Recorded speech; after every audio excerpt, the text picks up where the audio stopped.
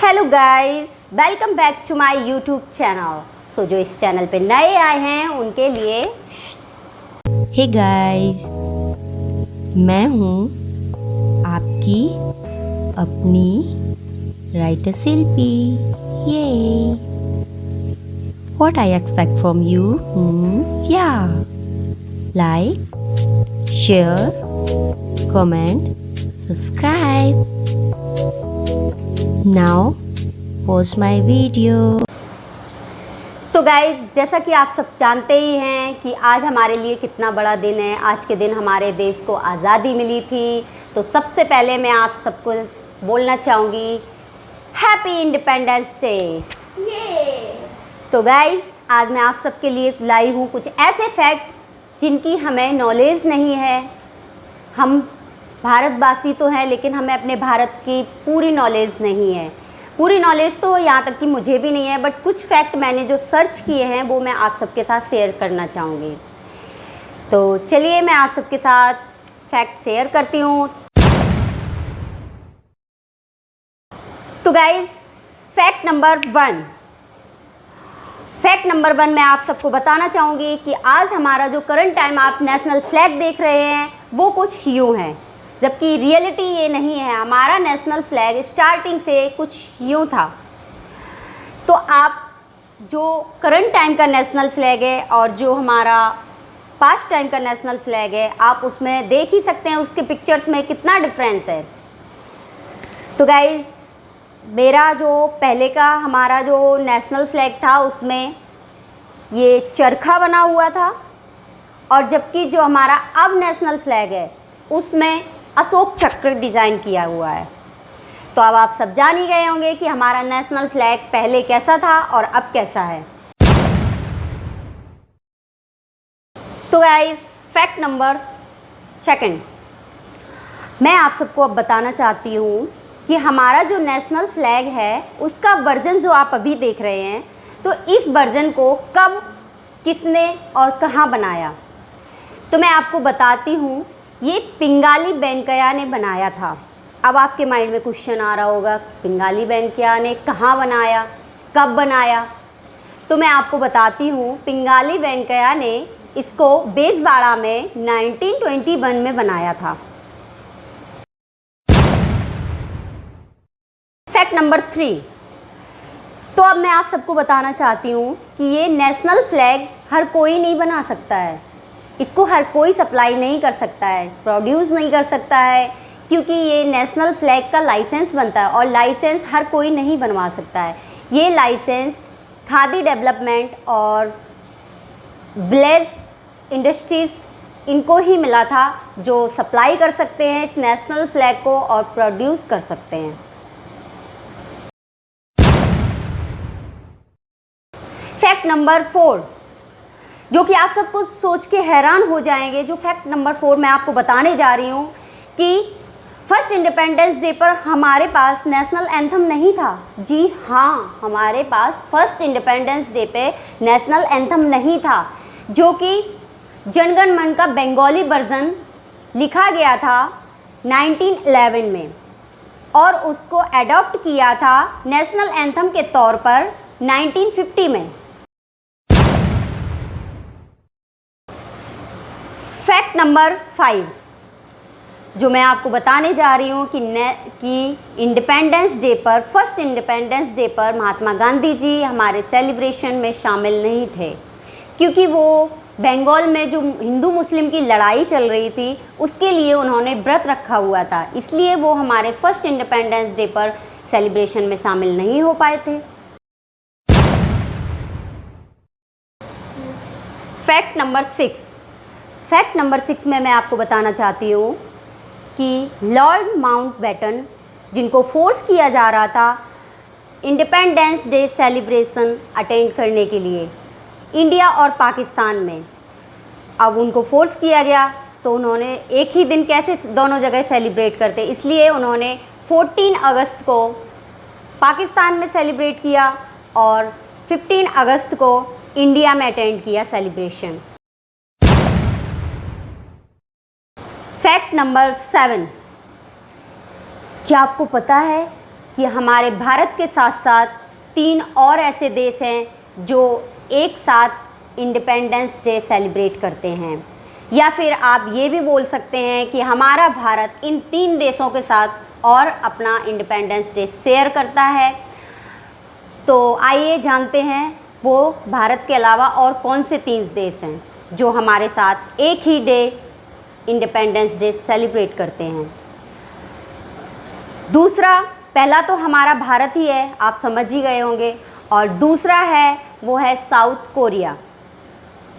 तीसरा Republic of Congo, और चौथा जो देश है जो कि हमारे साथ सेम डे सेलिब्रेट करता है इंडिपेंडेंस डे, वो है लिechtenstein। Fact number 8। तो आइए फैक्ट नंबर 8 हम आपको बताते हैं कि महात्मा गांधी चाहते थे कि कांग्रेस पार्टी अब बंद हो जाए, क्योंकि उन्होंने ये सोच रखा था कि जिस चीज़ के लिए उन्होंने कांग्रेस पार्टी बनाई थी, उन्होंने इंडिपेंडेंस डे, फ्रीडम के लिए उन्होंने कांग्रेस पार्टी बनाई थी, वो उन्होंने अचीव कर लिया था। इसलिए अब उन्होंने सोचा था कि कांग्रेस पार्टी बंद हो जाए। Fact number 9।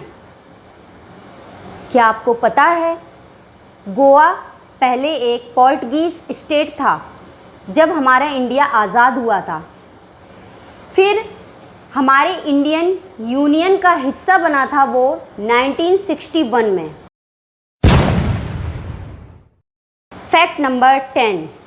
क्या आपको पता है हमारे देश के प्रथम प्रधानमंत्री पंडित जवाहरलाल नेहरू स्टाइल आइकन थे, और पंडित जवाहरलाल नेहरू की जो जैकेट थी उसको टाइम्स मैगज़ीन के द्वारा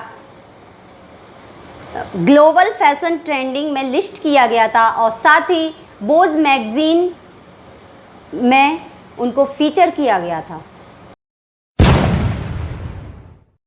फैक्ट नंबर 11। क्या आपको पता है बहुत लोग कहते हैं कि हिंदी हमारी नेशनल लैंग्वेज है, बट ऐसा नहीं है। हिंदी हमारी नेशनल लैंग्वेज नहीं है।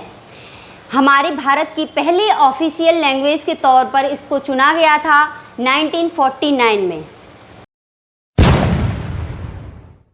Fact number 12। क्या आपको पता है हमारे भारत की आज़ादी के बाद 560 स्टेट हमारी इंडियन यूनियन का हिस्सा बने थे।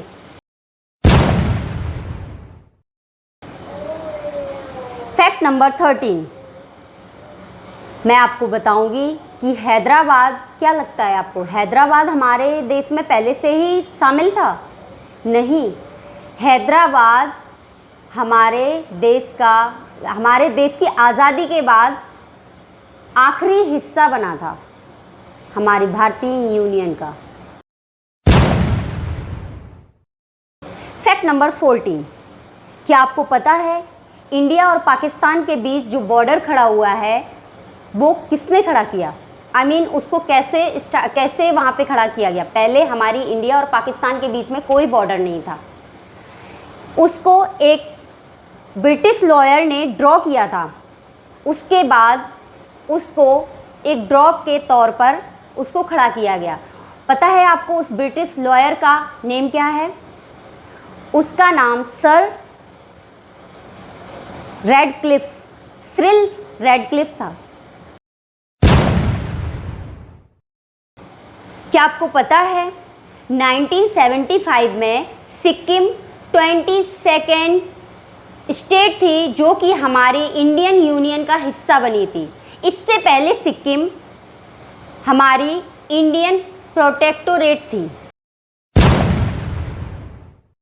क्या आपको पता है कि 15 अगस्त इंडिपेंडेंस डे के लिए डेट फाइनल करी गई, किसने की? तो मैं आपको बताती हूँ कि हमारे भारत के लॉर्ड माउंटबेटन थे, वायसराय थे, जिन्होंने इस डेट को फाइनल किया था। और उन्होंने इस डेट को इसलिए फाइनल किया था क्योंकि वो साउथ ईस्ट एशिया के कमांडर थे। उस टाइम जापान ने उनके सामने सरेंडर किया था और उसकी 2nd एनिवर्सरी डेट थी, इसलिए उन्होंने 15 अगस्त को हमारे इंडिपेंडेंस डे के लिए डिक्लेयर किया था। आपको पता है 15 अगस्त हमारी इंडिपेंडेंस डेट थी, लेकिन एक्चुअल में जो हमें पूर्ण रूप से आज़ादी मिली थी वो 2 दिन बाद ही मिली थी। जैसा कि आपने सुना ही होगा कि 15 अगस्त जो हमारा इंडिपेंडेंस डे है, जो कि 15 अगस्त को ही मनाना चाहिए और हम लोग मनाते हैं, लेकिन पाकिस्तान ने अपनी इस डेट को अलग कर लिया था। बहुत सारे लोगों के माइंड में बहुत सारे क्वेश्चन चलते हैं, क्यों कर लिया पाकिस्तान ने अलग। लेकिन जहाँ तक कि मुझे एक पता चला है कि पाकिस्तान में लोगों ने इसलिए अपनी डेट को अलग कर लिया है क्योंकि इस्लाम में 14 अगस्त को बहुत ही शुभ माना जाता है और ये रमज़ान का 27वां दिन होता है। क्या आपको पता है 1947 के बाद भी आप ये मत समझना कि इंडिया को पूर्ण स्वराज मिल गई थी, जबकि ऐसा है कि इंडिया को पूर्ण स्वराज तो 1950 तक भी नहीं मिल पाई थी। स्वतंत्रता दिवस के बाद हमारे इंडियन सिटीजन को बहुत प्राउड होने लगा था अपने इंडिया पे। जब उनको स्वतंत्रता मिली थी तो भारत उनके दिलों को छू गया था। भारत का नागरिक होने का उन्हें गर्व महसूस होने लगा था। We are proud of India. Happy independence day. जाओ जाके सेलिब्रेट करो, आज बहुत बड़ा दिन है हम सबके लिए और हमारी स्वतंत्रता को एंजॉय करो। जय हिंद, बाय बाय। मिलते हैं नेक्स्ट वीडियो के साथ। तब तक मेरे चैनल को सब्सक्राइब करना बिल्कुल मत भूलें और मेरे वीडियो को लाइक एंड शेयर ज़रूर करें। We are proud of India.